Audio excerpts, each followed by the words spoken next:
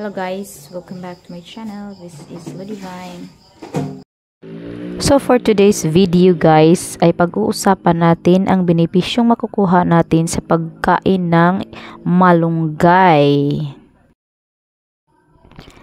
Ang malunggay, Moringa oleifera, ay isang tall plant na umaabot ng taas na 9 metro. Ito ay may maliit, manipis at pabilog na dahon. Ang tangkay nito ay may lalarawan bilang gummy dahil sa pagiging natural at ang ugat nito ay kalasa ng horseradish. Ang malunggay ay kilala para sa dami ng benepisyong pangkalusugan tulad ng una, nagtataglay ng properties na nakapagpapababa ng level ng blood sugar at nakapagpababa ng presyon ng dugo. Pangalawa, dahil nakatutulong ito sa katawan na mag-absorb ng maraming iron, malaki ang epekto nito upang makatulong na lunasan ang anemia. Pangatlo, nakatutulong sa mga nanay na nagpapasuso upang magpaproduce ng maraming gatas. Sunod ay nakagagaan ng sakit sa tiyan, lalo na kung sanhi ng constipation. Nakakatulong ang malunggay na labanan ang infeksyon dahil mayroon itong natural antibacterial na properties. Ang malunggay ay mahusay na pinagmumulan ng phosphorus at calcium, kaya't nakatutulong ito patibayin ang mga buto. Mahusay ito sa pagsulong ng pangkalahatang kalusugan dahil ito ay mayaman sa antioxidants. Paano ito naging epektibo? Ang benepisyong pangkalusugan ng tuyong dahon ng malunggay ay pareho ng benepisyo na makukuha sa mga sariwang dahon at pods. Sa kahit na anong piliin ninyo upang ihanda ang mga ito, ang nilalaman na nutrisyon at gamot ng malunggay ay hindi mababawasan. Gaano kaligtas ang malunggay? Ang tuyong dahon ng malunggay kasama ng mga sariwang party tulad ng pods at tangkay ay pangkalahatang ligtas, lalo na kung kakainin o nasa forma ng short-term na gamutan.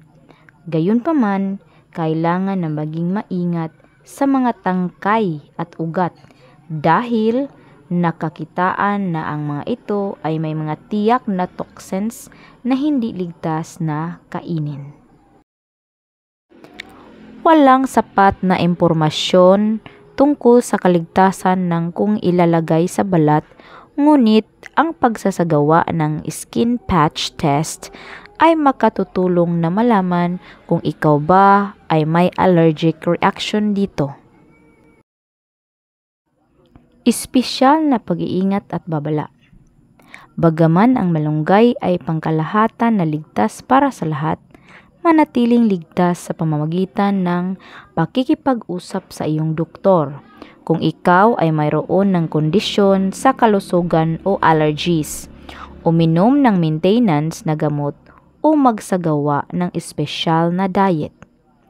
Dahil ang malunggay ay ibinibenta na bilang food supplement na nakapagpapataas na ng produksyon ng gatas, ligtas na sabihin na ayos ito para sa mga buntis at nagpapasusong mga nanay.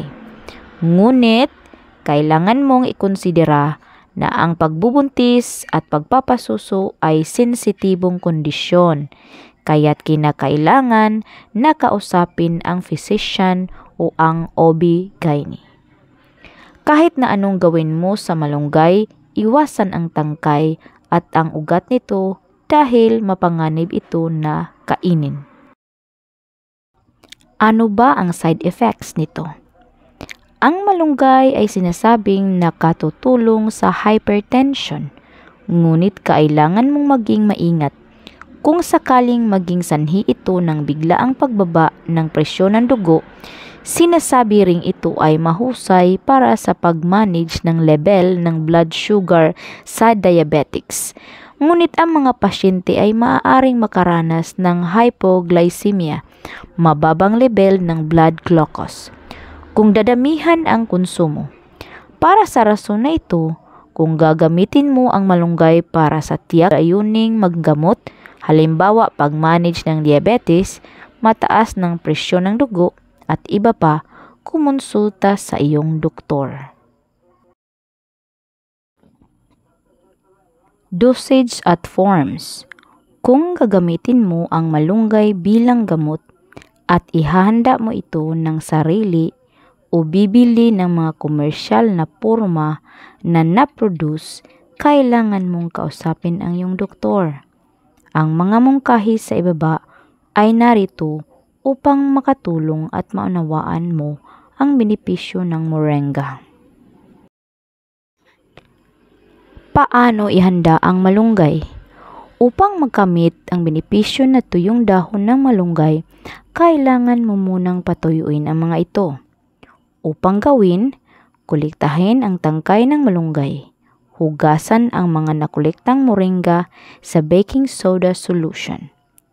Upang gawin ang solution, paghaluin ang 2 kutsarang baking soda na may 1 litrong tubig.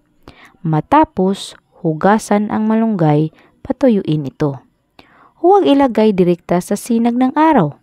Maaari mo ring patuyuin ito sa loob ng bahay ng 2 hanggang 3 araw. Kung ang malunggay ay ganap na tuyo, ang mga dahon ay matatanggal upang pabilisin ang proseso. Itaktak ang tangkay at kuliktahin ang mga dahon. Ngayon na mayroon ka ng mga tuyong dahon, pigain ito gamit ang iyong malinis na kamay at itago sa airtight na container. Gamitin ang tuyong dahon sa pamamagitan ng paghalo nito sa iyong dough o tinapay at noodles.